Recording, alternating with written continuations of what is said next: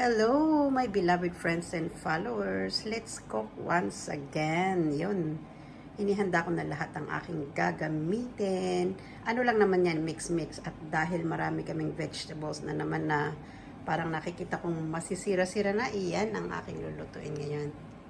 Ayun. Pinakulo ko muna yung karne kasi para mawala yung lansa. Okay, let's cook now. Pag nagluluto ako, gusto ko inihahanda lahat para sa ganun mabilis lang ba ang pagluto.